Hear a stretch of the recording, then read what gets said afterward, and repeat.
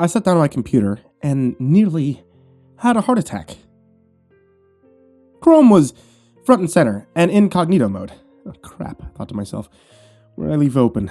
I quickly scanned the open tabs and breathed a heavy sigh of relief when I failed to find any pornography.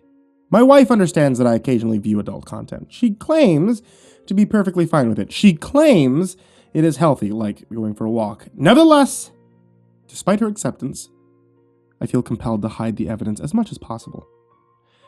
If it's not porn, then what is it? I saw 4 tabs and none of them were mine. My wife was on the computer last. She must have been aiming to hide her tracks, but forgot to hit the tiny white X in the upper right-hand corner. Why would she want to browse the web in secret?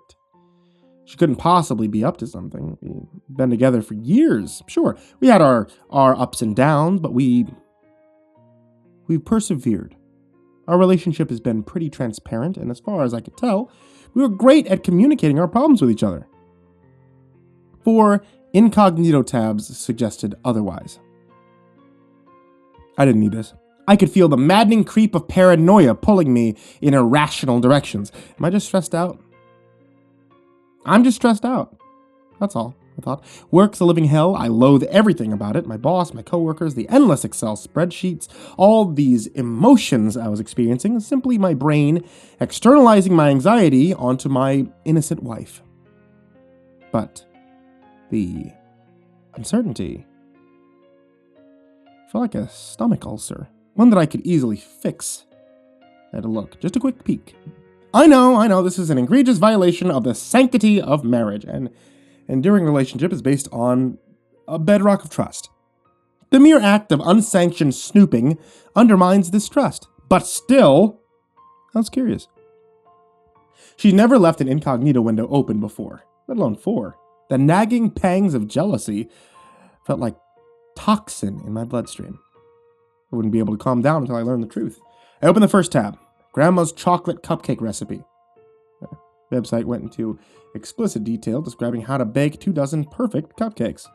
Chocolate, butter, sugar, eggs, flour, baking powder, salt, milk, and vanilla. Not even the barest hint of infidelity. Could feel the anxiety instantly leak away, so that's what she's up to. My birthday's tomorrow. She knows how much I adore baked goods. I actually felt a bit guilty. I should have trusted her. Instead, I ruined a loving birthday surprise. I decided I wouldn't say anything. I would mock surprise with an Oscar-winning performance. These are amazing, I would say. You know me so well. A wriggling worm at the back of my neck reminded me that there was still 3 more tabs. No. Nope. Not again. I had already ruined 1 birthday surprise. I'm not going to do it again. Once more, I could feel the onrush of anxiety rising up. My chest tightened. My focus wavered. 1 quick peek would not hurt. I wasn't always like this. My job has me jumping at shadows. My boss constantly berates me in front of my coworkers, and they just join in, laughing, mocking me. I used to be laid back and happy-go-lucky. Now I was overly suspicious, always looking over my shoulder. It's amazing the extent to which a hostile work environment can change your outlook on life. Every night I have to ingest a narcotic cocktail of prescription sleeping pills and vodka just to settle down. I convinced myself that I could not function until I checked the next incognito tab. I was not in the mood to fight it. Besides, I already looked once. The next incognito tab was titled Flavorless Poisons. I froze. In an instant, I was awash with both shock and disbelief. Why the hell was she researching flavorless poisons? I scanned the website. It described in detail various concoctions that could be used to secretly kill. It documented cyanide and arsenic and highly toxic substances made from potatoes, nicotine, and rotten meat. There was an extensive write-up on ricin, an extraordinarily toxic substance derived from castor oil beans. According to the website, the unstoppable death spiral of an exposed victim begins with vomiting and diarrhea. It resembles food poisoning, but with ample amounts of blood. These symptoms were soon followed by severe dehydration, low blood pressure, and brain-rattling seizures. In a few days, the liver, spleen, and kidney stopped working, resulting in an excruciatingly painful death. Apparently, a dose of ricin, as small as 0.3 milligrams, can be fatal. Exposure can occur when ricin is touched, inhaled, or ingested in food. That last line stuck with me. Why would she be looking at recipes and poison at the same time? I didn't take any monumental mental gymnastics to put two and two together. She was planning on poisoning me on my birthday. No, that's nonsense. That's nonsense, I thought. I was making massive assumptions here. Maybe she was curious.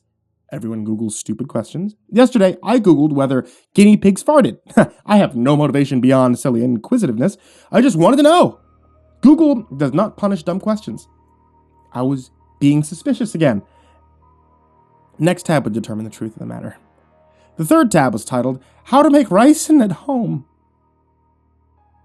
The page gave detailed step-by-step instructions on how to prepare the poison. There were pictures, diagrams, and a handy video guide. So, this is her plan, I thought. The tutorial seemed pretty easy to follow, and for all I knew, she was already brewing up a batch somewhere. Maybe there's a cup of ricin waiting for me in the fridge right next to the milk. Nonsense. Nonsense. It's not like we had a bucket load of castor oil just sitting around the house. Unless I could prove otherwise, her efforts at poisoning me were exploratory. I had to calm down. I could hear the words of my boss echoing in my head. Why are you always so anxious? Is there something wrong with your brain? He was an asshole, but maybe he was right. One tab to go. It all came down to this. No point in hesitating now. I clicked on it. It was an order form for castor beans. The words, "Thank you for your order," dominated the center. I could not believe it. There is nothing worse than having your paranoid delusions affirmed with concrete and undeniable facts. A part of me still held on to the beliefs that my concerns were all a fantastic construct within my imagination, but then I looked back at the tabs and the truth was undeniable. All doubt was sucked out of my mind. She was planning on poisoning me. I heard the sound of creaking floorboards behind me. I quickly closed the browser window. My wife leaned into the doorframe. You coming to bed soon? It was nearly midnight. Yeah, I'll be there in a moment, I said. There was no way I was going to fall asleep by natural means. I went to the kitchen, poured myself a glass of vodka, and opened the medicine cabinet. I swallowed a handful of sleeping pills, and I went to bed. The next morning, standing in the kitchen next to the rumbling coffee maker, my wife kissed me on the forehead and said, Happy birthday, hon. I'll have a big surprise for you when you get home tonight. You don't have to do anything special for me. No, really, please don't. I went into work with my future poisoning lingering in my mind. Somehow my coworkers found out it was my birthday. They used the opportunity to ridicule me and call me old man. They took things from my desk and hid them. When I politely asked for my stuff back, the boss said, What stuff? Looks like someone's coming down with Alzheimer's. And they sang their own unique rendition of Happy Birthday at lunchtime. Instead of the word dear, they inserted the word worthless piece of crap. It all felt coordinated and rehearsed. On a normal day, I would have been traumatized. Today, it barely registered. After work, I returned home and my wife awaited me at the front door. Happy birthday, she said before giving me a big hug. Along the wall, she hung a decorative banner with my name on it. Thanks, babe, I said with little enthusiasm. I looked and felt sour. I did not feel like dying today. But I didn't want to let on that I invaded her privacy. Rough day at work? She asked. Well, I have a surprise that will cheer you right up. Put my hand up and stopped her before she could continue. How about I make us a pot of coffee first? I asked. She smiled and squeezed me again. Oh, well, even though it is your birthday, you do make much better coffee than me. I watched her disappear into the dining room. How could she be so positive and upbeat? She was about to murder me! I was not going to die quietly. I had a plan. If she was going to poison me, I was going to return the favor and take her down with me. I made 2 equal-sized cups of coffee. Then, I went into our medicine cupboard. I grabbed nearly a full bottle of my prescription sleeping pills. I ground them all up into a fine powder. By this point, the coffee had finished brewing, so I filled both cups with steaming liquid. I filled her cup with the ground-up pills. Then I added creamer to both cups. I brought both cups of coffee to the dining room. My wife sat at the table, smiling contently at me. Thanks, I love your coffee. Did I ever mention that? She took 2 big swigs and placed her cup on the table. I sat down beside her. Time for your surprise! She drew back the cloth that covered the table. In front of us were a dozen delicious-looking cupcakes. I know you've been so stressed out with all the douchebags at work, so I wanted to make you something special. Oh, they're amazing, I said. You know me so well. I didn't realize I was such a great actor. I held the deadly morsel in my hand and examined it closely.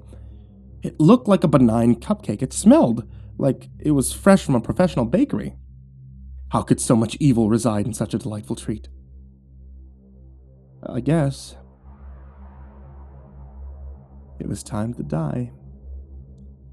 I took a huge bite, stuffing the cupcake into my mouth. Oh, it was delicious. Everything that a cupcake aspires to be. I wondered how long it would take for the poison to kick in. Would it be gradual or sudden? Would I fade away peacefully in my sleep or be violently wrenched, kicking and screaming into death? I ate the whole thing and I swallowed every crumb. Ready for your second surprise? She pulled back another towel and unveiled another dozen cupcakes. More cupcakes? I asked. Special cupcakes, she said. I want you to bring these into your work and leave them in your lunchroom. You must promise me that no matter what, you will not eat one of these cupcakes. Why's that? Because these cupcakes are laced with ricin. I want to make your work situation better, so I figured bioterrorism was the way to go. So, the cupcake I just ate, was that poison too? No! Goodness, no! Why would I poison my sweetheart? She said, swallowing the last of her coffee. Thanks, I said. I really appreciate it. I'll bring them in tomorrow and kill them all. What have I done?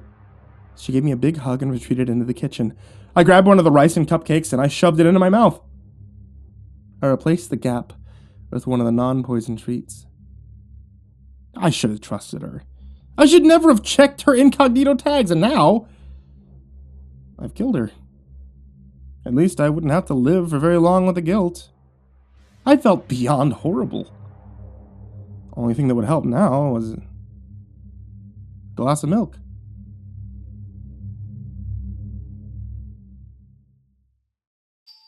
Hey there kids, it's me, MrCreepyPasta, and I wanted to say thank you for watching tonight's video. If you guys really liked today's video, feel free to check me out at patreon.com/MrCreepyPasta. A bunch of you already did, like Taysia-lynn, Genobaga-Arneho, Erik Mary, Daniel Poulsen, Trace Miles, Jordan Alexander Sanchez, Wayne Milstead, Ken Lando Higuchi, Brianna Tine-Janzen, Nicholas Saeid Alyain, Buddy Burroughs, Tyler Ramberg, Goonington, G. Weevil 3, Diane Kraus, Asia, Gabrielle de Baca, TheRedOakShieldVirus, Sindee Barney, Melissa Sweigart, Chompski, Daniel Rowe, The Ginger Bros, Robert Ramirez, Andrew Stenberg, Holy Realm, Ralph Rodriguez, and Dr. Strawberry. A very special thank you to you guys for being the top supporters on Patreon, and honestly, any support at all is really appreciated. So if you're watching on YouTube, listening to the podcast on Spotify, Apple, iTunes, or Google Play, or I guess anywhere you can manage to find a podcast, a huge thank you to you guys as well. Oh, also, if you want to help support my wife, she runs a tea shop over on Etsy, etsy.com/ivorymonocle. She actually does Dungeons & Dragons themed stuff, but she just started doing a Final Fantasy and Harry Potter tea set, so that might be something you'd like on a dark and stormy night. Sweet dreams, kids.